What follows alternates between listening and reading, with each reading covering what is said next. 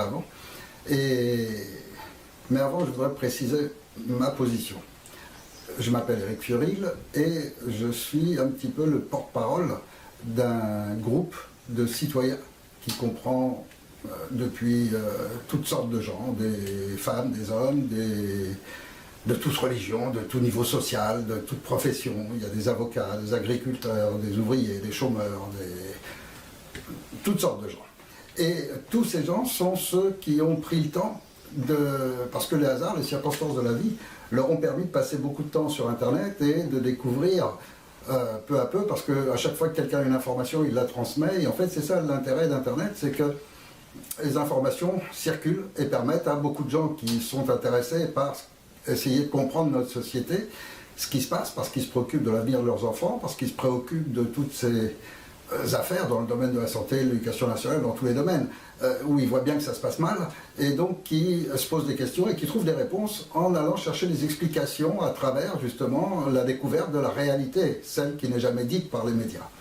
Et donc parmi ces gens, ceux qui sont le mieux informés, ceux qui sont vraiment conscients de ce qui se passe en France, se sont réunis sous forme d'un Conseil national de transition, et ces gens sont aujourd'hui les plus aptes à savoir ce qu'il faut faire dans un pays comme la France, à savoir ce qu'il faut faire, sans compter qu'ensemble ils ont toutes les compétences. Il y a des magistrats, il y a des avocats, il y a des policiers, des gendarmes, il y a des médecins, il y a vraiment toutes les professions. Donc dans tous les domaines, à partir du moment où on a la connaissance de la situation réelle, on sait par raisonnement ce qu'il faut faire pour réagir.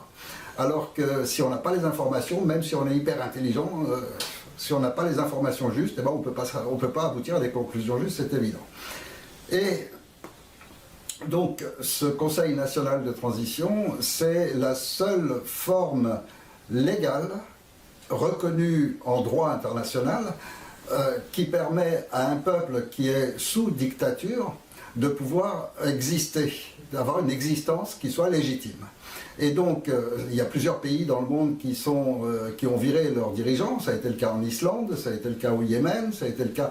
Donc, en Afrique, en ce moment, il y a plusieurs pays où il y a des gens qui se révoltent contre une forme de dictature, déguisée ou dictature franche, bien posée. Et ces gens qui se refusent à la dictature, alors se réunissent, et la forme légale pour qu'ils se réunissent, c'est ce qu'on appelle un Conseil national de transition. Et donc, en France, il y a un Conseil national de transition parce que nous sommes en dictature sous deux aspects. L'un qui est l'aspect purement juridique, et donc là c'est démontré dans tous nos documents, et n'importe qui peut aller vérifier, etc. Il est clair qu'à partir du moment où des gens annulent la constitution d'un pays, annulent ses règles, alors ça devient une dictature, puisqu'il n'y a plus qu'eux qui peuvent faire la loi et faire ce qu'ils veulent, en dehors de toutes les lois. Il n'y a plus rien qui compte que leur décision, leur choix, et leur loi. Loi dont ils sont à l'abri, pour eux personnellement. Et donc, ça c'est une forme de dictature sur le plan juridique. Après, on l'est sous une forme de dictature pure, quand on déclare un état d'urgence qui autorise à bafouer et à annuler tous les droits de l'homme. Or, c'est ce que nos dirigeants ont fait. Et sous des prétextes qui n'ont jamais été justifiés. Et ça, je vais y revenir. Alors, pour en venir à mon sujet, je vais d'abord commencer par expliquer comment j'ai acquis cette particularité d'avoir cette connaissance d'un certain monde, et en particulier du monde politique, et de tout ce qui gravite autour. C'est, encore une fois, c'est les circonstances, c'est le hasard, qui font que au début de ma vie professionnelle, j'ai été amené à travailler d'abord pour un groupe qui s'appelle Sodiva, qui était une filiale d'un groupe Rothschild. Et à ce moment-là, à cette époque-là, il est bien évident que personne n'avait dans l'idée de tout ce qu'on sait aujourd'hui. Donc, pour moi, c'était juste le moyen, parce que j'avais une volonté par rapport à ma jeunesse, qui était celle de gagner le maximum d'argent possible, d'avoir une vie sociale la plus élevée que possible, et rouler en grosse voiture, etc. Enfin voilà, j'étais comme ça. Et donc j'ai travaillé dans ce groupe qui vendait du placement financier à travers des montages d'anonymat qui permettaient aux commerçants et aux petites entreprises de cacher l'argent noir. Donc là, j'ai commencé à découvrir un petit peu comment des gens étaient assez habiles pour juridiquement faire des montages permettant d'escroquer le fisc français, d'escroquer les impôts, et en même temps qu'ils s'enrichissent eux-mêmes au passage avec de très beaux bénéfices. J'ai ensuite, j'y suis pas resté longtemps. Ensuite, je suis passé dans un autre groupe qui était tout à fait similaire et maintenant qui s'est bien développé, mais à cette époque-là, il était en train de naître et j'ai fait partie de la première équipe qui a lancé ce groupe qui s'appelait AFER, A-F-E-R. Et ce groupe vendait aussi des formes de placements financiers liés aux assurances et à des placements en bourse, enfin bon. Je ne vais pas rentrer dans les détails, ça remonte à 40 ans, donc je ne vais pas non plus mémoriser tous les points de détail. Toujours est-il que ça m'a conduit à vouloir rester dans ce monde qui rapportait beaucoup. Et donc, je suis entré ensuite dans une société qui diffusait de la pierre précieuse et du diamant en tant qu'investissement. Alors là, par contre, j'y suis resté assez longtemps. J'ai escaladé, on va dire, les marches très rapidement. Et j'ai occupé une position assez haute dans cette société, où il y avait quand même plus de 1000 employés. Et dans cette société-là, j'ai commencé à découvrir un petit peu le monde des gens qui placent des fortunes en diamants, en pierres précieuses. J'ai commencé à rencontrer des gens intéressants. Mais c'est surtout à cette époque que, donc là je parle des années, tout ce que je vais dire se passe entre 75 et 95. Et donc là, je parle des années fin 70, où le hasard donc, me conduit à travers tout cela à faire toutes les boîtes de nuit, à mener la vie que j'aimais. Et à cette époque-là, j'aimais les casinos, les boîtes de nuit, le champagne, les filles, enfin bon, voilà, c'était ma vie. Et donc, je fais connaissance d'un patron d'une boîte de nuit qui était un club privé, disons, de très haut de gamme. Et ce petit club privé, en plein centre de Paris, le patron de ce club était quelqu'un de très spécial. Et il s'est trouvé qu'il m'a un petit peu pris comme un fils adoptif, on va dire. Comme si... Et puis petit à petit les liens se sont créés et puis il a voulu m'aider dans mon travail, puisque mon travail consistait donc à vendre des pierres précieuses, du diamant à des gens qui voulaient investir des sommes sans qu'elles soient déclarées, puisque à cette époque-là le diamant pouvait se vendre de forme anonyme et donc c'était parfaitement légal que les gens achètent anonymement, ce qui fait que ça leur permettait de cacher des sommes énormes sous un tout petit volume. Et donc en dehors de l'activité normale, qui m'a fait connaître déjà pas mal de monde, lui m'a aidé en me présentant tous les gens qui avaient des vrais et gros moyens.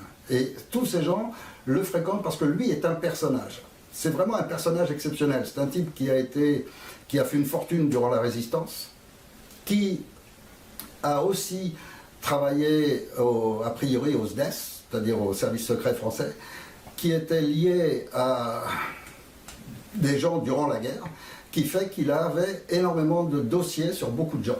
Beaucoup de gens qui sont devenus des politiciens importants, qui sont des membres du gouvernement, qui sont placés un peu partout en France, et sur qui lui avait des dossiers. Parce qu'il faut se rappeler quand même que pendant la guerre, la plupart de tous les hauts personnages, hauts fonctionnaires, politiciens, etc., étaient tous du côté collaborateurs. Et c'est seulement dans les derniers mois, quand ils ont vu que le vent tournait, qu'ils ont tous retourné leur veste. Seulement certains avaient des informations, certains ont constitué des dossiers, certains ont vu tout cela, et on connaît un peu des criminels qui ont été protégés par Mitterrand, par Giscard, je ne vais pas revenir sur tous ces détails-là qui n'ont pas une importance majeure, mais en tous les cas, lui était un personnage, parce que d'abord, il avait donc toutes ces relations. Il était, en plus, c'est quelqu'un qui, de par sa nature, son comportement, est quelqu'un qui parle jamais, ne dévoile jamais, ne trahit jamais, c'est un homme droit, loyal, avec des règles, et qui avait aussi quelques dons en matière de musique. Il a composé pas mal de musique que les gens connaissent, écoutent, des musiques fameuses, des génériques même de trucs sportifs, etc. Ce sont des musiques qu'il a composées lui. Et il a tourné dans pas mal de films aussi, toujours dans des petits rôles, mais bon, il y a des films qui ont été tournés dans sa boîte aussi, qui sont... son établissement est un établissement célèbre pour les gens du showbiz du monde entier. Donc il avait réellement un contact extraordinaire avec tout le monde du showbiz, tout le monde politique et tout le monde des malfrats. Donc ça fait quand même tout un monde, mais un monde qui est pas séparé, contrairement à ce que tout le monde imagine. Parce que le grand public français, il se dit, il y a les politiciens, ils sont en costume, ils sont en cravate, ça c'est les gens bien. Et puis il y a les voyous, ça c'est les gens mal. Et c'est pas vrai, c'est pas comme ça que ça se passe. En réalité, tous ces gens se retrouvent ensemble. Et on se retrouve dans des circonstances où tous ces gens s'accordent parfaitement, trouvent des intérêts communs, etc. À quoi Pasqua, par exemple, doit sa réussite? Eh bien, Pasqua a une réussite extraordinaire parce que c'est un chef de bande de mafia corse, et rien d'autre.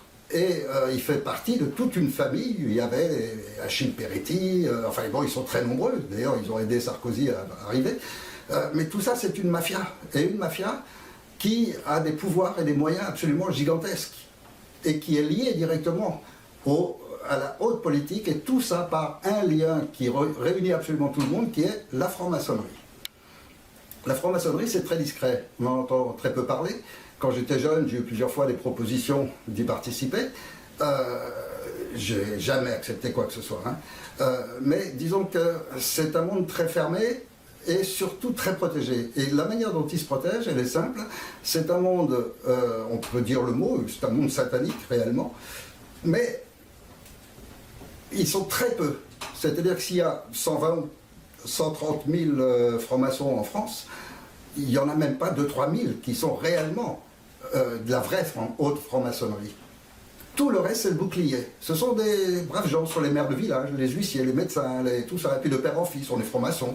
Et puis les loges, il y a plein de loges qui font du petit travail, d'étudier, faire des devoirs sur la religion, sur un petit peu tous les domaines. Et tout ça, c'est la grande masse chargée de cacher les réalités qu'il y a derrière. Et ces réalités derrière, on ne les trouve pas facilement. Alors on en a des aperçus au tout début du siècle dernier, quand il y a eu cette tentative de phagocyter l'armée française, qui a échoué à cette époque-là. Malheureusement, Sarkozy est arrivé et lui, il a réussi quand même à le faire. Mais avant, on est resté toute une période où l'armée française était digne et n'était pas du tout phagocytée par la franc-maçonnerie, ou très peu. Ce monde de la franc-maçonnerie, on le retrouve ensuite pendant la guerre, où là encore, on a vu comment ça fonctionnait réellement avec les principaux maîtres, tous les très hauts gradés de la franc-maçonnerie française, qui étaient particulièrement protégés par le gouvernement allemand, qui étaient ensuite protégés par De Gaulle, et qui sont restés, etc. Et ils ont acheté leurs droits en vendant les listes de tous les francs-maçons à l'époque. Et donc, eux ont vendu tous leurs collègues. Parce que le principe de la haute franc-maçonnerie, c'est que tous les petits francs-maçons, c'est du bétail. C'est un bétail un petit peu plus évolué que le reste du peuple, mais pas plus que ça, quoi. Ils les sacrifient à n'importe quel moment. Et on a vu pas mal déjà de sacrifier. Alors, mon but en dévoilant un petit peu tout ça, c'est que les gens comprennent comment j'ai pu acquérir une connaissance particulière, pas seulement par la lecture, c'est-à-dire que j'ai lu énormément et j'ai cette capacité de lire énormément, et vite, et beaucoup. Donc de toute ma vie, j'ai adoré lire et je continue. Et donc on acquiert beaucoup de connaissances par ça. Mais si en plus ces connaissances, on les oriente selon le sujet d'intérêt, donc quand on découvre la franc-maçonnerie, quand on est jeune, on veut savoir un peu de quoi ça parle, on commence à acheter quelques bouquins, on commence à s'enseigner, on commence à étudier les histoires classiques, depuis Léo Taxil avec le docteur Bataille, et puis tous les montages qui ont été faits au cours des 2 derniers siècles, etc. Donc là, c'est pour comprendre concrètement, qu'est-ce que la franc-maçonnerie spéculative, comment ça fonctionne, pourquoi il y a des divisions avec le Grand Orient qui refuse toute religion, enfin, tout ce schéma-là est un schéma qu'on découvre par les livres. Mais par contre, si on veut comprendre vraiment un monde, un univers, il faut en connaître les gens, il faut vivre parmi eux, et il faut écouter leurs réflexions, parce que des fois ce sont des petites réflexions qui vous décrivent un état d'esprit, un concept. Si, par exemple, vous ne connaissez rien du tout en sport, comme moi, par exemple, je ne connais absolument rien en football, je ne sais même pas combien ils sont. Eh bien, il suffit d'aller vivre avec ces gens-là et des petites réflexions qui vont se faire de l'un à l'autre, qui paraissent insignifiantes, mais petit à petit qui vous plongent dans le bain, qui vous immergent dans leur univers, et vous acquérez petit à petit leur concept. Vous les comprenez donc beaucoup plus profondément que celui qui reste étranger. Et c'est vrai dans tout, dans n'importe quel métier, quel travail. Parler avec une caissière Carrefour, il y a une ambiance, il y a quelque chose de particulier dans ce genre d'activité qu'eux comprennent et que celui qui passe comme client ne se rend pas compte. Donc si vous voulez, dans tous les domaines, c'est la même chose. Et donc, grâce à ce personnage, il m'a présenté tous ceux qui pour moi pouvaient être des clients potentiels. Et donc, beaucoup se fait par relation, et la confiance s'établit aussi par les relations. Et donc, lui m'a présenté toutes sortes de gens. Et alors, voilà le genre d'anecdotes à partir desquelles on commence à se faire une idée des réalités. C'est un exemple que je donne là, mais je me suis trouvé un jour à table, et il y a un témoin, je ne sais pas s'il se rappellera, parce que c'était, vous savez, quand il y a une discussion à table, vous avez vos voisins à côté, vous avez plusieurs personnes, et puis un personnage, une personne qui était là, un sénateur. À un moment, il sort une réflexion comme ça dans la discussion en disant « mais il y a vraiment quelque chose qui ne va pas du tout dans la République ».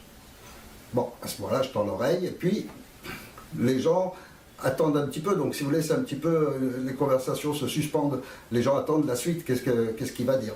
Et donc là, je tends l'oreille particulièrement, et juste à côté de moi, il y avait Johnny Hallyday.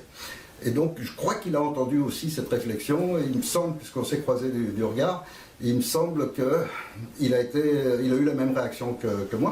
Donc en se disant, un sénateur qui dit, tiens, la République, il y a un truc qui ne va pas, et alors donc on l'écoute, et le type nous explique qu'il a dû attendre presque 3 mois pour qu'on remplace son chauffeur dont il n'a pas besoin par une gouvernante qui, elle, lui manque parce qu'il avait 3 domestiques et avec ça, il ne pouvait pas s'en sortir. Bon. Et quand on est avec ces gens-là, ce genre de réflexion, ça vous fait prendre conscience d'un autre univers. Ça vous fait prendre conscience de gens qui, pour eux, leur valeur républicaine, c'est leur domestique, c'est le chauffeur, c'est les voitures de luxe, c'est l'argent qu'on touche sur les paradis fiscaux, parce que tous vivent avec de l'argent qui n'est jamais de règle. Alors, à part un débutant, à part un nul, à part quelques-uns, mais les grosses commissions, celles qui touchent des laboratoires de santé, celles qui touchent toutes les sociétés qui sont intéressées par le marché français, etc., et qui ont besoin de lois pour vendre leurs trucs, etc., ça, c'est des très grosses commissions, et c'est toujours perçu à l'étranger. C'est pour ça qu'ils ont tous beaucoup de biens à l'étranger. Et donc, si vous voulez, ce genre de petites anecdotes, ça vous fait prendre conscience d'un monde, d'un univers, d'une façon de penser de ces gens-là. Après, de l'un à l'autre, on fait connaissance, on sympathise un peu, on prend un verre, on en connaît un autre, qui vous présente un autre, etc. Parce qu'il est évident qu'à table et à cette époque-là, j'étais pas moi le petit jeune, parce que j'ai toujours eu cette particularité d'être en relation et en amitié, souvent avec des gens de 15-20 ans de plus que moi. J'étais toujours plus avec des gens beaucoup plus âgés que moi. Et j'ai toujours paru beaucoup plus âgé que je ne le suis. Or, il se trouve que dans ces gens qui m'ont été présentés, donc j'ai connu beaucoup de gens du showbiz, qui sont devenus d'ailleurs des amis, des très bonnes relations, beaucoup de gens de la politique, dont j'ai jamais eu un seul ami, parce que ces gens m'ont toujours répugné, et un autre univers à travers un autre personnage que j'ai connu aussi, qui était un ancien du SAC, et qui lui m'a fait découvrir le club des Saints-Pères. Alors, je pense que ce club n'existe plus, ou s'il existe toujours, en tous les cas, les patrons ne sont pas responsables de ce qui se passe chez eux, puis surtout 30 ans après. Et puis il y a certaines choses que je veux dire qui sont sous prescription, il y a plus de 20 ans, donc plus personne ne risque rien, et je ne vais pas donner les noms. Mais il y a le club des Saints-Pères, c'était un petit peu le repère du SAC. Le SAC, c'était les hommes de main, des tueurs, tout ce qu'on veut, enfin des gens capables de tout. Et là-dedans, donc, ce type m'introduit et me fait connaître d'autres gens, etc. Et puis, la confiance s'établit. Et puis, il y avait les équipes de Pasqua qui commençaient à être là aussi et qui se mélangeaient avec eux. Et donc il y avait énormément de liens entre le SAC et la mafia corse, qui tient à Paris essentiellement tous les clubs de jeu. Donc il y a non seulement les cercles de jeux officiels, les multicolores, les petits casinos, etc. Il y en a partout, il y en a pas mal à Paris, et ça c'est exclusivement le monde corse. Et puis il y a les clandestins. Les clandestins, il y a un petit peu qui appartiennent aux Corses, et beaucoup qui appartiennent un petit peu à différents clubs, mais là il y a des affaires de raclette entre eux, il y a sans arrêt des luttes, et puis ils contrôlent aussi la prostitution. Mais là, encore une fois, les Corses sont de moins en moins, ils ont petit à petit abandonné ce marché. Et tous les bars américains, etc. à Paris, c'est tout un univers qui à cette époque-là appartenait encore pour au moins 70-80%, en tous les cas tous les clubs les plus chics appartenaient essentiellement aux Corses et aux SAC. Et puis là-dedans, on rencontre aussi, liés avec eux, des voyous célèbres. Et tout ça représente un monde de gens qui se retrouvent tous les soirs dans les boîtes, qui flambent des sommes astronomiques, en champagne, en filles, en tout ce qu'on veut, et qui ont leur point de repère. Donc plein de fois, j'ai fait des nuits avec un ou l'autre, mais particulièrement avec un avec qui j'étais il y a des liens d'amitié qui s'étaient créés, et puis qui m'a un petit peu fait connaître tout ça, fait découvrir tous les endroits cachés, des bars tout simples où il y a une porte privée, et derrière il y a un escalier qui descend, il y a une cave immense avec plein de gens en train de jouer à la roulette, enfin les tripots clandestins, ce qu'on appelle, tout ça, il y en avait plein à Paris. Et puis des petits bars qui sont fermés, seulement quand vous tapez d'une certaine manière à la porte, finalement ils sont ouverts, mais par une porte de derrière, on vous fait rentrer, et puis en fait le bar il est animé toute la nuit, alors que normalement, officiellement, il est fermé à minuit. Donc tout ça c'est classique. C'est quelque chose que j'ai vécu et que je connais parfaitement, du moins à cette époque-là. Aujourd'hui, il ne reste sûrement pas grand-chose.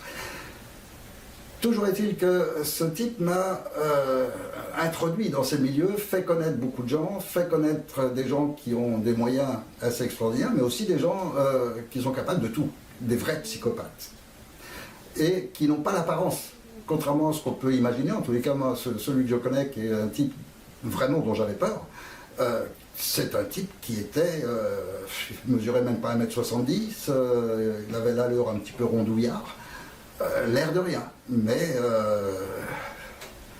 c'est un type qui fait peur, à tout le monde d'ailleurs. Et ces gens-là habituellement travaillent que sur Paris. Mais de temps en temps, quand il y a une opération spéciale, alors c'est tout un déplacement, etc., mais n'importe où en France, ils peuvent intervenir. Et ils sont tous liés par cette franc-maçonnerie qui leur fournit toute l'administration. Et l'administration, c'est quoi? C'est les fausses cartes bleues, les faux chéquiers, les faux papiers d'identité, tout ça. Il y en a en pagaille, et autant qu'on en veut. Et à cette époque-là, par exemple, pour se financer, Pasqua et toute son équipe, ils avaient monté un réseau de vente de fausses monnaies. Et tous les matins, il y a des types qui arrivaient avec des valises de billets de 500 qui vendaient à 100 francs. Alors 500 €, aujourd'hui ce serait 500 €, parce que ça revient à peu près maintenant au même niveau. Hein. Donc ce serait tous les jours des types qui arrivent dans certains bars précis, avec des valises de billets de 500 francs, et puis les gens viennent acheter des billets de 500 francs, et ils vont les écouler toute la journée, le lendemain ils recommencent. Et en même temps, ils vendent des cartes bleues avec des fausses pièces d'identité, il n'y a plus qu'à monter la photo et tout, ça prend 10 minutes, avec qu'on appelle ça aussi des chéquiers, des faux chéquiers, enfin toutes sortes d'escroqueries. Et avec tout ça, ça rapporte énormément, parce qu'il y a beaucoup de gens. Et là, c'est de tous les genres, tous les petits voyous, tous les loupards, tout ce qu'on appelle la petite délinquance, cambrioleurs et autres, qui ont trouvé là un moyen de se gagner plein d'argent. Et puis le message passe très vite dans Paris, de bar en bar, en un rien de temps, tout le monde est au courant de tout. Il y avait aussi, dans ces mêmes endroits, mais là c'était pas la même heure, ça c'était tous les matins vers 9h. En revanche, le soir, il y a des boîtes spéciales à Paris où se vendent toutes les marchandises qui sont saisies par les douanes, par la police, etc. Et je ne sais pas comment ça se passe, j'ai jamais eu le détail remontant tout en haut, mais toujours est-il que ces marchandises aboutissent dans certains bars et on peut... à l'époque, aujourd'hui ça n'a plus de sens, mais à l'époque on vendait des magnétoscopes qui valaient 3 000 à 4 000 francs. Dans le commerce, on les touchait à 300 francs. C'était 10% du prix. Et puis, il y a un autre niveau encore, qui est celui, là c'est des faveurs pratiquement, et moi j'en ai profité, c'est peut-être une des rares choses que j'ai faites qui soit vraiment illégale. J'ai profité, parce que j'adorais les grosses voitures, j'en avais deux, et on me propose une Porsche qui valait peut-être 120 ou 130 000 francs, et on me la propose à 10 000 francs avec les papiers et tout. Bon, je l'ai acheté. Et j'en ai profité, c'est-à-dire qu'on vous fournit une voiture qui est sûrement une voiture volée, ou une voiture saisie en douane, ou une voiture oubliée en fourrière, enfin j'en sais rien. La provenance, toujours est-il que c'est un véhicule parfait, neuf pratiquement, et livré avec une carte grise qui sort vraiment de la préfecture, qui est une bonne carte grise, à votre nom, etc. C'est-à-dire que tous les papiers sont en règle. Et donc on peut la revendre 3 mois après à 70 000 francs. Donc, ça c'est un univers, et ça c'est l'univers de la politique. Parce que tous ces gens sont liés ensemble. Et les politiciens, eux, travaillent là-dessus en permanence. C'est leur gagne-pain permanent. C'est en plus de leur fonction, de leur salaire, des commissions qui touchent pour faire passer des lois, etc.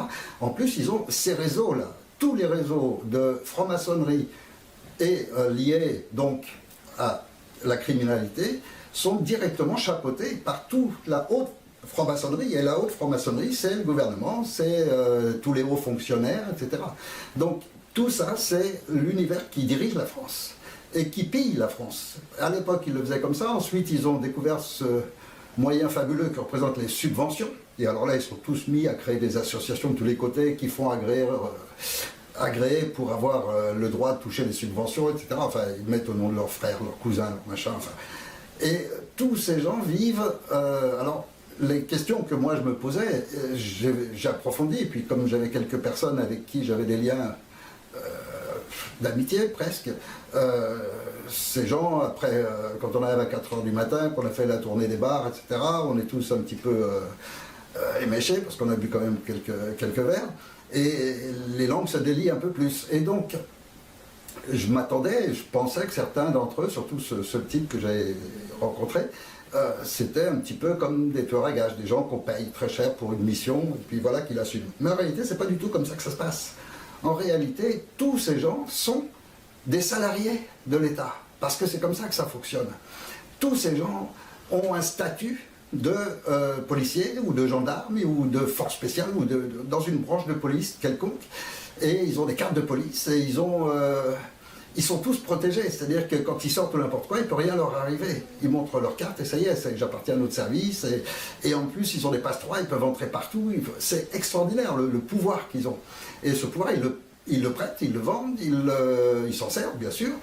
Et puis, de temps en temps, ils rendent service aussi. Je reconnais que là aussi, j'en ai profité, dans le sens où, un jour, en discutant, je dis, je suis désolé, j'arrive avec plus d'une demi-heure de retard, mais les embouteillages, pas possible et tout. Et le gars, il me dit, mais t'as pas un gyrophare? Non, je ne l'ai pas. Écoute, fais-moi penser, demain je te rapporte un. Et le lendemain, effectivement, il m'a apporté un gyrophare qu'on branche sur l'allume-cigare et qu'on sort quand on veut, avec la plaque bleu-blanc-rouge qu'on met sur le pare-brise. Et puis avec ça, c'est vrai que quand on arrive au carrefour, au lieu d'être à la queue, on passe et puis les flics arrêtent toutes les voitures pour vous faire passer. C'était très agréable. Donc pendant quelques temps, j'ai roulé à Paris, je ne perdais jamais de temps dans les embouteillages. Mais ça, c'est leur mode de vie permanent, continu. Moi, ça a été une période courte de ma vie, ça a été une période où j'étais témoin, je découvrais un univers, mais ce sont des gens qui vivent comme ça en permanence, c'est leur mode de vie. Et donc tous les après-midi, ils vont jouer au boule au Bois de Boulogne, ils vont jouer aux cartes, etc. Ils ne font rien, ils ne travaillent pas. Et puis de temps en temps, ils ont une mission, alors là, ils vont la faire. Alors, quand on voit tous ces gens qui flambent des sommes qu'on n'imagine même pas, que des gens peuvent flamber des sommes aussi énormes, et qui vivent tous à un niveau... c'est les plus grands restaurants de Paris, ils ne vivent que dans ce qu'il y a de mieux. Et ce qu'il y a de plus cher, forcément, ça va ensemble. Quand on est avec ces gens-là, d'abord c'est dur de suivre leur rythme, même si moi à cette époque-là je gagnais énormément d'argent, je gagnais vraiment très bien ma vie. C'est pas facile de suivre leur rythme, mais en plus, on est quand même étonné de voir que ces gens ne font rien, ne travaillent pas, sont en permanence réunis ensemble, tous les après-midi ils jouent aux cartes, ou ils jouent au boule, etc. Après c'est l'apéritif, et puis là commence la nuit. Et la nuit, c'est là que tout se passe. Et la nuit, c'est les marchés, c'est les échanges, c'est les rencontres, c'est un univers très spécial. Et il y a un univers dans lequel on retrouve systématiquement toujours les sénateurs, les députés, les trucs. Quand on veut en savoir un peu plus, eh ben on vous emmène dans les boîtes spéciales pour eux. Alors, pour les députés, ambassadeurs et membres du gouvernement, ils avaient monté une boîte à Partouze, juste à côté de l'Élysée, une petite rue juste en face de l'Élysée. Pour les députés, pour les jours de l'Assemblée nationale, il y avait un bar précis à Paris qui se trouve aussi tout près de la rue Saint-Honoré. Et c'est une petite rue qui part de derrière la Madeleine et qui arrive rue Saint-Honoré. Donc beaucoup de gens de cette époque-là ça connaissent ou ont entendu parler, en tous les cas les députés, oui c'est sûr, puisque c'était leur lieu de rendez-vous. Quand il n'y a pas la caméra de télévision en train de filmer, ils ne sont pas à l'Assemblée bien sûr. Et donc la plupart étaient dans cette boîte-là, qui était bon il y en avait d'autres, mais celle-là c'était vraiment la plus importante. En plus il y avait 10 ou 15 filles dedans, donc c'était une boîte assez importante, et la patronne était personne qui savait recevoir des députés, des gens importants. Et donc les mecs, ils passent leurs après-midi là-dedans, entre les filles, le champagne, les partouzes, etc. C'est leur mode de vie continuel. Et moi, étant introduit dans tout ce monde-là, je gardais une réserve, mais en même temps, j'ai quand même fait des connaissances. Et j'ai aussi entendu des gens, j'ai aussi assisté à des affaires, parce que comme j'étais dans le monde des affaires et certains plaçaient de l'argent à travers moi, forcément, j'ai su un peu mieux de leurs affaires. Et c'est comme ça que j'ai vu, par exemple, comment ils rackettaient des entreprises. Il y avait une grosse boîte d'électronique qui avait déposé des brevets, il leur fallait de l'argent, etc. Et alors là, c'est une autre équipe, parce que tous ces gens-là qui nous apparaissent séparés, en réalité, ce sont les mêmes équipes. Les mêmes équipes qui fabriquent des faux billets travaillent aussi bien pour Mitterrand que pour Chirac que pour Giscard d'Estaing. C'est les mêmes. Ils s'en fichent complètement, il n'y a pas de notion de gauche-droite, tout ça c'est pour le public, ça n'existe pas en réalité. Et donc ce sont que des machines à fric.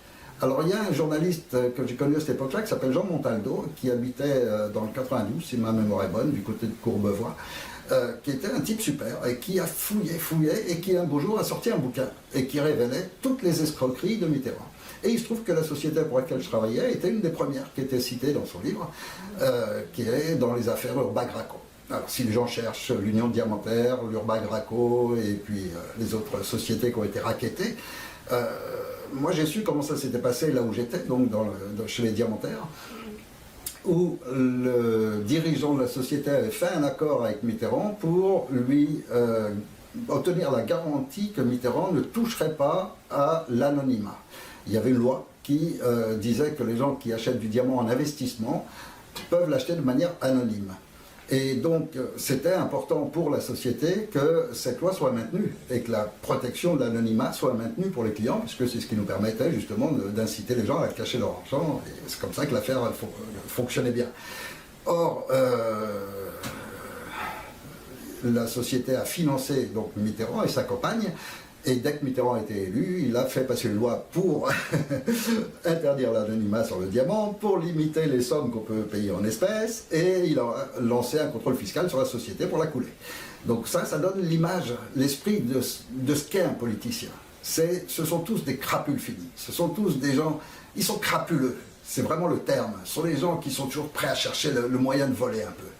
Et puis qui n'ont aucun ami, aucune parole, aucune droiture. Ils sont toujours prêts à trahir. Et donc, je vais parler aussi des officines de Chirac, parce que durant cette période, Chirac avait monté un paquet d'officines avec Pasqua. Là. Ils avaient monté un truc assez spécial qui coulait beaucoup. Ils ont coulé un paquet d'entreprises à Paris. Le principe, ça consistait, dans les loges francs-maçons, il y a toutes sortes de gens. Et là, ils avaient établi un contact avec un banquier du côté de... C'était dans le 78, vers je sais plus, Saint-Remy-les-Chevreuses. Voilà, dans ce coin-là, donc il y a une loge franc-maçonne. Et là s'établissent donc les contacts, et c'est à partir de là qu'avait été monté un schéma qui consistait à aller voir des entreprises et à leur proposer de l'argent. Alors si vous allez voir un chef d'entreprise qui vient de déposer des brevets ou qui veut lancer un nouveau marché ou n'importe quoi, il y a toujours des problèmes de trésorerie, c'est le principe même de fonctionnement des entreprises, elles sont souvent justes en trésorerie, et en l'occurrence là, il y a des types qui arrivent en disant on a plein d'argent à placer, on sait que ça pourrait éventuellement vous servir et nous on veut juste placer l'argent. Bon, le chef d'entreprise, quand on sait, ça l'intéresse, bien sûr. Et le principe, ça consistait à préparer le marché, savoir un petit peu les sommes dont on parlait. Alors imaginons par exemple qu'un chef d'entreprise a besoin de 100 000 euros, ou 100 000 francs à l'époque. Alors à ce moment-là, on lui disait oui, mais alors il n'y a pas de problème, simplement une chose, c'est que la société qui va investir dans la vôtre n'émet que des traites de 200 000 euros. Donc on va vous donner une traite de 200 000 euros que vous allez encaisser à la banque, et vous nous restituerez 100 000 euros dont vous n'avez pas besoin, puisqu'ils ne sont pas prévus pour vous. Et donc là, le chef d'entreprise, il se dit, bon, bah, ouais, mais alors je veux être sûr que la traite va bien être payée, etc. Parce qu'une traite, c'est pas un chèque. Donc là-dessus, les gars en question lui garantissaient la validité de la traite, mais surtout le rassuraient complètement en disant, bah, écoutez, c'est très simple, de toute façon, on va vous déposer la traite, et puis comme ça, vous allez pouvoir la remettre à votre banque, qui va se renseigner sur la société qui émet la traite, c'est un groupe, je crois que c'est un GIE, un groupe d'intérêt économique, donc ce genre de montage que savent faire les politiciens, et la banque de cette société va vous garantir la traite, ce qui fait que vous êtes tranquille. Bon, et il laisse passer quelques jours, et effectivement, le type, quand il a la traite en main, il va à sa banque, il la donne en disant au banquier, bah écoutez, voilà, je voudrais escompter la traite, c'est-à-dire avoir l'argent tout de suite. Le banquier est content de le faire parce qu'il va prendre 2 ou 3% sur le montant, sur la période de la traite, et puis la traite tombera à échéance 3 ou 6 mois après, et le banquier donc ne prend pas de risque. Et le banquier s'intéresse simplement, comme le client et qu'il s'agit d'une somme, le client ayant insisté, il va se renseigner sur la traite. Et là, il va appeler donc la banque émettrice de la traite, c'est-à-dire en l'occurrence la société, la banque de la société qui fait la traite. Et là, il va avoir les meilleurs renseignements. Pourquoi? Parce que le banquier de cette banque-là, il n'y a que de cette banque-là que sortent toutes les traites. Et ce banquier fait partie de la loge franc-maçonne. Il est complice, le montage a été fait avec lui au départ. Donc lui, quand il reçoit un coup de fil de son collègue, il garantit qu'il n'y a aucun souci, que c'est une société en béton, qu'ils font plein de traites et que 200 000 francs, c'est presque rien pour eux, etc., et qu'il n'y a pas de souci. Ce qui fait que la traite est encaissée, ce qui fait que quelques jours plus tard, les types reviennent en disant « Bon, ben maintenant, il faut nous faire un chèque de 100 000, il faut nous rendre la différence ». Le patron, ayant sur son compte les 200 000, est complètement rassuré, il fait le chèque de 100 000, et 6 mois plus tard, il n'a plus d'entreprise à écouler, parce que la banque reçoit la traite impayée et réclame 200 000. Le type a déjà perdu 100 000 qui s'est fait, plus les autres 100 000 qu'il a utilisés entre-temps, et il est raide, il n'a plus d'argent, il est complètement, et beaucoup ont coulé. Donc ça, c'est un montage, mais il faut penser qu'il y a des dizaines de types qui circulent dans tout Paris, et qui ramassent tous les jours 2-3 clients de cette sorte.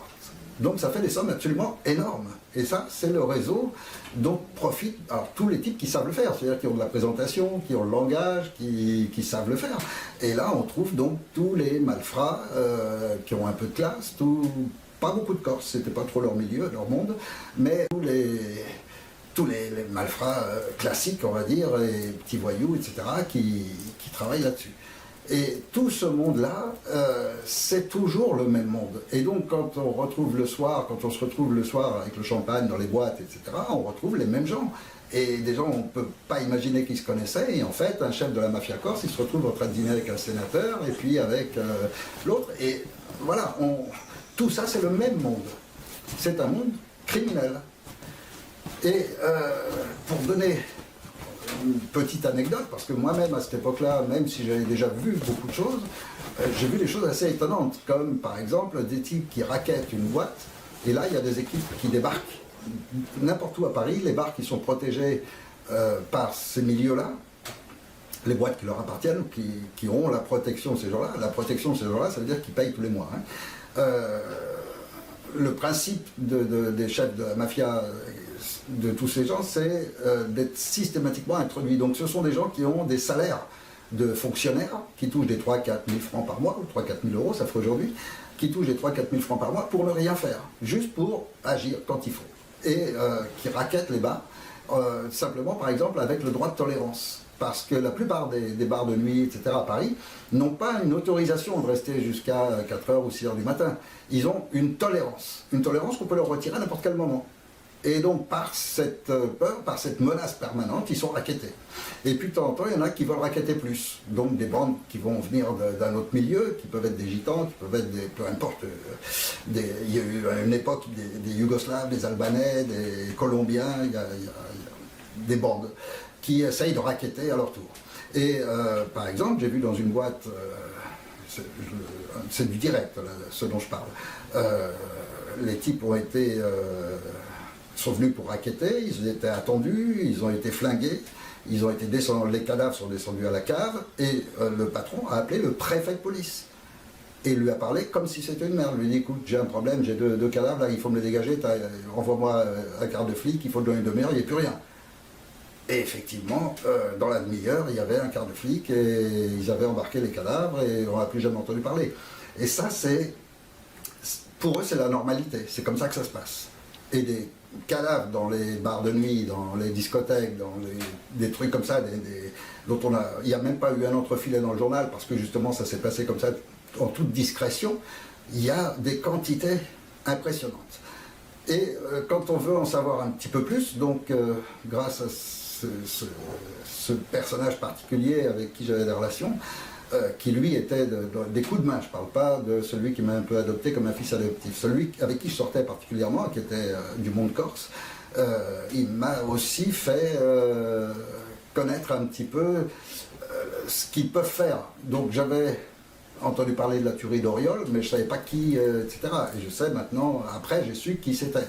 Mais voilà, ce sont des gens qui peuvent tuer père, mère, enfant, etc. sans la moindre gêne.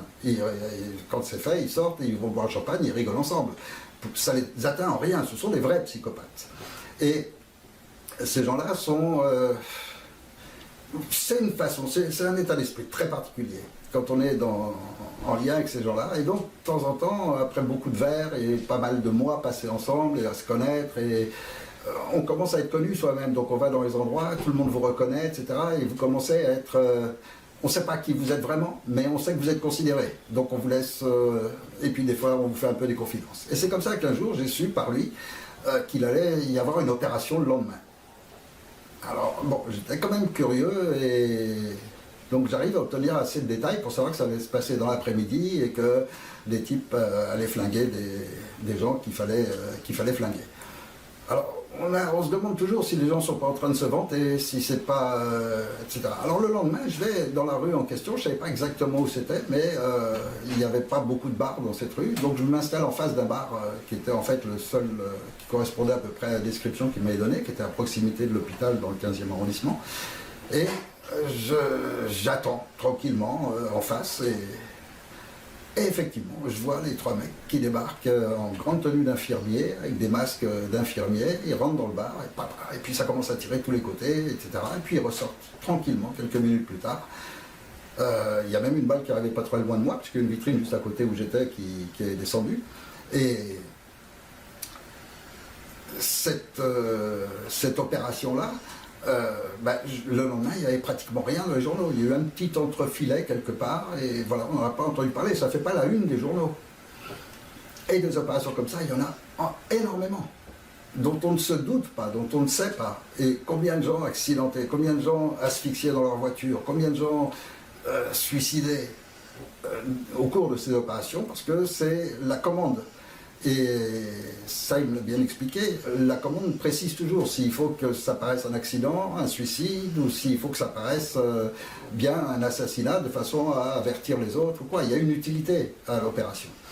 Donc voilà, tout ça pour dire que de toute cette période qui a duré pour moi une quinzaine d'années, j'ai vraiment assisté à une multitude de fêtes, à une multitude de choses, mais surtout j'en ai tiré cette ambiance, cette mentalité générale. Et tout ça s'est un petit peu clôturé par la découverte d'un autre schéma de fonctionnement, mais alors celui-là à un autre niveau, un niveau très haut, qui est celui d'un groupe de presse. Moi, entre-temps, j'avais arrêté le diamant et j'avais monté un cabinet juridique spécialisé dans l'audit. Et donc, je faisais de l'analyse financière et de l'audit d'entreprise. Et puis, je me retrouve un jour dans un groupe de presse assez important et je découvre ce groupe de presse qui avait des problèmes et qui voulait un prêt de quelque chose d'assez énorme. Et qui voulait donc que j'exécute une mission d'audit, c'est-à-dire d'examen de la situation et de la présenter pour aider à l'obtention d'un prêt. Et quand je travaille là dans cette boîte-là, je découvre des choses absolument ahurissantes. À savoir qu'en voyant le bilan, déjà, je constate immédiatement que la société ne devrait même pas exister. Elle ne gagne pas un rond et elle fait qu'en perdre. Et en fait, elle survit que par des prêts bancaires qu'elle prend à go, qui s'accumulent, un prêt qui rembourse un peu l'autre et qui continue, etc. Mais comment on fait pour avoir des prêts comme ça alors que tu devrais être en rouge à la Banque de France, etc. Alors je recherche les bilans précédents, donc je regarde les années -2, -3, je dis, mais c'est... Même le montage du bilan lui-même, il ne tient pas la route. Le comptable est totalement véreux. Donc je vais voir le cabinet expert comptable qui fait ça. Et effectivement, je me fais expliquer les choses. Et effectivement, c'est du montage, mais pur et simple, quoi. Tous les chiffres sont inventés. C'est tout faux. Il n'y a rien qui tient la route là-dedans. Et normalement, à l'examen, ça devrait immédiatement passer en justice. La boîte devrait plus exister depuis longtemps. Elle n'a jamais payé une facture à aucun imprimeur, rien. Elle escroque tout le monde. Enfin, et ça dure depuis des années.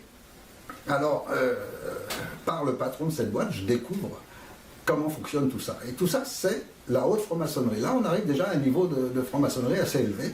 Le principe, c'est que dans la boîte, il y a un sénateur qui s'est associé. Et ce sénateur recommande un cabinet comptable qui est aussi donc un frère. Et ce cabinet comptable se prête à toutes les manipulations, présente un bilan qui tient à peu près la route, et à chaque fois, grâce à ça, il soutire de l'argent aux banques. Et le fonctionnement lui-même, c'est-à-dire toutes les plaintes, les unes après les autres, de tous les imprimeurs, de tous ceux qui ont été escroqués par ce groupe, arrivent systématiquement donc à Paris. Et là, c'est le sénateur en question qui intervient auprès d'un autre frère, qui est le procureur, et qui classe le dossier. Et ça, c'est le principe des affaires classées. La grande force de la franc-maçonnerie, c'est d'avoir pénétré la justice par le biais des procureurs, qui ont la possibilité de cacher des pièces, de soustraire des pièces d'un dossier, d'ajouter des fausses pièces dans un dossier. Ils ont la main dessus. Et en même temps, ils ont aussi la possibilité de classer les affaires, de faire disparaître, de créer des... Ils peuvent faire absolument tout ce qu'ils veulent. Et là, c'est le nœud de la manipulation juridique. Et donc, ce sénateur a un frère, c'est de la même loge ou d'une autre loge, peu importe, dans tous les cas, la référence qui est bien placée au parquet de Paris. Et à partir de quoi, donc, toutes les plaintes sont classées. Elles n'aboutissent pas, elles tombent nulles, il y a un vice de forme, il y a toujours quelque chose. Mais en tous les cas, il n'a jamais été inquiété, et personne n'est inquiété. Simplement, ce sénateur, il prend sa part. Et donc, il aide à ce que le groupe n'ait jamais d'ennui juridique et judiciaire. Il aide à ce que le groupe continue d'exister. Et ce groupe ne vit que sur l'argent volé aux banques. Par des faux dossiers, faux montages, etc. Je reconnais que j'ai participé au dernier, donc qui leur a permis de retrouver pour 2-3 ans d'avenir. Et à l'occasion de ça, j'ai connu ce fonctionnement plus direct encore que par l'étude des dossiers, des papiers et des discussions avec le patron. Je l'ai connu aussi par la sortie en espèces.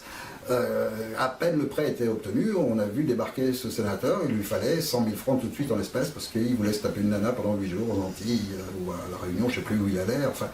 Et donc il partait dans les îles et il lui fallait 100 000 francs en espèces pour sa semaine. Et donc on lui a trouvé les 100 000 francs, il est parti avec. Et c'est leur fonctionnement permanent.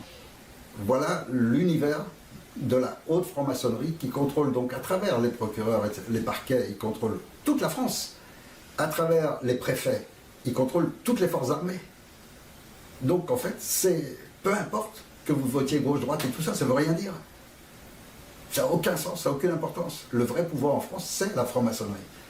Alliée avec toutes les mafias, avec tout ce monde-là qui profite de l'argent de la franc-maçonnerie, parce que la franc-maçonnerie ramasse tout l'argent de France. À travers les subventions maintenant, alors ça a été le coup magistral de ce montage des subventions, et ils ont cette force de contrôler la loi, puisque tous les politiciens sont tous de la franc-maçonnerie. Donc dans tous les gouvernements, systématiquement, vous trouverez toujours au moins plus de la moitié des ministres, alors on en met toujours quelques-uns qui ne sont pas francs-maçons. à des postes secondaires qui n'ont pas d'importance ou quoi, mais pour l'image, pour pas qu'on dise ils sont que de la franc-maçonnerie. Mais enfin, tous les postes clés sont systématiquement réservés à la franc-maçonnerie. Donc la justice, la police, donc l'intérieur, le ministère de l'Intérieur, le Premier ministre, tout ça, systématiquement c'est la haute franc-maçonnerie. Et la drogue fonctionne et les alimente de la même manière que les subventions. Ce sont leurs mamelles. C'est avec ça qu'ils s'enrichissent. Et ils s'enrichissent, mais fabuleusement. Parce que tous les réseaux sont contrôlés par l'ensemble. Et partout en France, il n'y a pas un endroit de France où quelqu'un peut sainement, par exemple, monter une entreprise qui gênerait la franc-maçonnerie. C'est pas possible. Donc dès qu'une entreprise gêne, elle aura des ennuis, contrôle fiscal, contrôle de trucs. Ils se servent des services administratifs officiels pour mener à bien leurs affaires. Et ils les mènent de telle manière que multitude de chantiers dans le bâtiment, dans les travaux, etc. Et vous trouverez, c'est pas sans raison qu'on trouve des boîtes comme Lafarge, Bouygues, etc. dans des scandales monstrueux dans les pays étrangers. Et puis c'est pas non plus sans raison que les journaux français n'en parlent pratiquement jamais. Ils contrôlent aussi tous les médias. Donc il y a un pouvoir tentaculaire, il y a une pieuvre qui occupe totalement la France, qui a phagocyté toutes les institutions et qui prend elle-même ses ordres d'une pieuvre géante, ce qu'on appelle la pieuvre noire, au Vatican, ils l'appellent comme ça, qui est représentée par le Conseil des 13, le Comité des 300, la haute franc-maçonnerie internationale, qui s'appelle même plus franc-maçonnerie, parce qu'il y a des Rosicruciens, il y a toutes sortes de sectes, et dans tous les pays du monde, il y en a. Donc il y a toutes sortes de sectes qui sont toutes reliées par un groupe qui chapeaute le reste. Mais ça, je vais en parler dans une deuxième partie, plus en détail. Ce que je voulais surtout, durant cette première partie, c'était que les gens comprennent que je n'ai pas un savoir qui vient que de la lecture et que des livres, et des archives fouillées, etc. Ça, c'est pour compléter et comprendre mieux les schémas vécus. Mais j'ai avant tout énormément de vécu dans ces milieux-là. J'ai eu plein de politiciens qui ont placé de l'argent avec moi dans les diamants, etc. J'ai des gens proches du gouverneur de la Banque de France. Je ne peux pas citer de nom ni rien du tout. Beaucoup de gens sont sûrement encore vivants, même s'ils ont les 80 ou plus de 80 ans. Mais voilà, ce que je sais en tous les cas avec certitude, c'est que le lien direct et l'inclusion de tout le monde mafieux à l'intérieur des services de police et autres, c'est ce qui leur permet de tout faire. Et ils peuvent, en plein jour, enlever une personne, arrêter... Ils font ce qu'ils veulent. Ils sont complètement au-dessus des lois. Tous. Et quand on donne ce pouvoir à quelqu'un, il en profite. Et puis s'il doit en profiter pour remplir des missions qui rendent service à d'autres, eh bien, c'est comme ça que ça se passe. Et tout est permis et ils n'ont aucune limite. Dans la deuxième partie, je vais parler de la haute franc-maçonnerie internationale, de ce qui est en train de se passer au niveau de l'humanité. Mais pour cette première partie, je vais terminer avec les politiciens actuels. Quand il y a eu cette affaire que Jean Montaldo a mis en évidence par son ouvrage, qui s'appelait, je crois, Chirac et les 40 voleurs, ou Mitterrand et je ne sais plus quoi, enfin il a dénoncé Mitterrand, Chirac et autres. Avant, on avait eu les affaires Loukid avec Giscard d'Estaing, et puis les affaires, le pillage du Centrafrique. Donc, des affaires, ça n'a jamais arrêté. Et quand Montaldo a révélé toutes ces raquettes sur les entreprises qu'ont fait les politiciens, tous les partis étaient impliqués, tous les partis raquettaient, que ce soit les partis de gauche, de droite. C'est pour ça que je vous dis, ça n'a aucune différence, et c'est les mêmes bandes qui travaillent pour eux. Donc, qu'est-ce qui s'est passé?